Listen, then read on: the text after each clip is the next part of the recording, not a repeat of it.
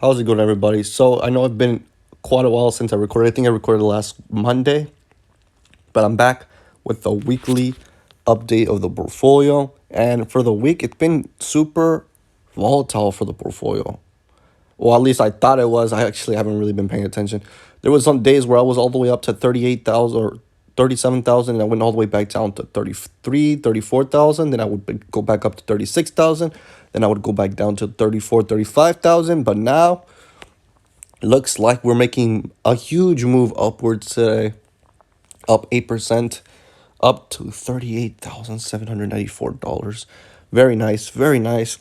And it just looks like all the stocks that I own, all of my stocks are up high percentages, up 1, 2, 3, 5, 6, 9%. And the big dog, the one that I own the most shares in, the one that I own that I have the most equity in, Neo, up 9.61% today.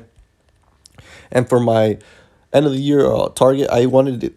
In the beginning of the year, I said that it would hit 80 to $100. I believe it would at least now I believe it can hit all-time highs of $67. 66.99 was the all-time highs. Previous all-time highs, I think by the end of the year, Neo should break all-time highs. I'm gonna have to look at their delivery numbers for June, and then we're gonna see if they're increasing, if the chip shortage is finally, that issue is dealt with. We can start seeing some big numbers, new high number, all-time high numbers for deliveries for the month. If we can see over 7,000, that would be a good sign. And we can probably see even bigger numbers for the July numbers. And then those are two catalysts for the next months. Then we're going to see how they do for their earnings. They're going to be profitable? Probably not. I think they could probably become profitable next year. That's going to be a big thing for Neo. We're going to probably see. Then we have the ET7. Then we have Neo Day for the. We're gonna see when Neo Day is gonna be announced, and that's gonna be another catalyst. You remember what happened with Neo Day? Basically, after the event, we saw all-time highs over here. So we probably might see all-time highs again. So I'm expecting big rally from Neo. We are almost $50. I don't know how high we've been up to today. We were up close to $50. We're still about $17 off all-time highs, so we have quite a ways away to gain to that price target that I believe we could hit.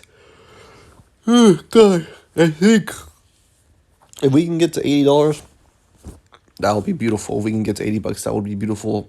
The goal for the portfolio is to get to 50K, so we're under a little bit under $12,000 off.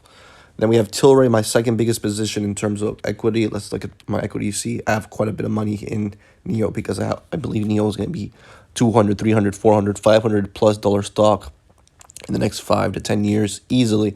Will I buy some more? Maybe if there's a huge correction, but as of right now, I'm kind of happy with my position in Neo compared to all my other positions. I really want to get more. I really wanted to get some more in Ethereum, but Ethereum is moving upwards fast. I didn't have enough money to when it was at $1,700. I didn't have enough money, and it was $1,700 for a few days or for a few hours actually. I'm looking at the weekly chart. Actually, yeah, a few days. Yeah, 3 days. It was at $1,700. I think it was a nice opportunity to buy there at $1,700. And if it kept going down lower, the next opportunity to buy, I believe, would be $1,500. So those would be two coins. But right now, I am broke, guys. I am broke, and right now I've been really contemplating something because I really wanted to buy a brand new car. I wanted to get a charger scat pack, and I did all on the website. You can like custom make your car, and I wanted to put all these things into it, which would add up to about $65,000. And I really thought about it because let's say I did buy this car, right? I wasn't gonna buy it all in cash. I was gonna put down about 20%, right? And the payments would be about $700 a month for 6 years. And I'm like, do I really want to do that? I mean, I would have a nice car that I really like. I'll be enjoying it. I keep in mind I already have a car, right? I just wanted to have a new car. I'm young. I want to have a new car, but let's say it takes me 6 years. Right now, I'm going to turn 23 soon, so it's gonna take 6 years to pay off this car theoretically. If I just pay the exact amount every month, in 6 years I'll be 29 years old, and I probably won't be able to add any more money into my stock portfolios, any of my stock portfolios.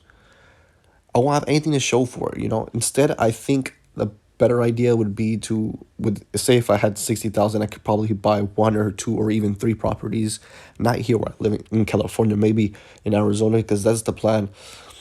Eventually, I will take out some money from my portfolio accounts to buy properties. I want to get at least two or three properties before I turn 30 years old. So I have quite a bit of time. But the goal is I want to get one property, slowly rent it out, and then once I see how the process works, because I would be brand new to the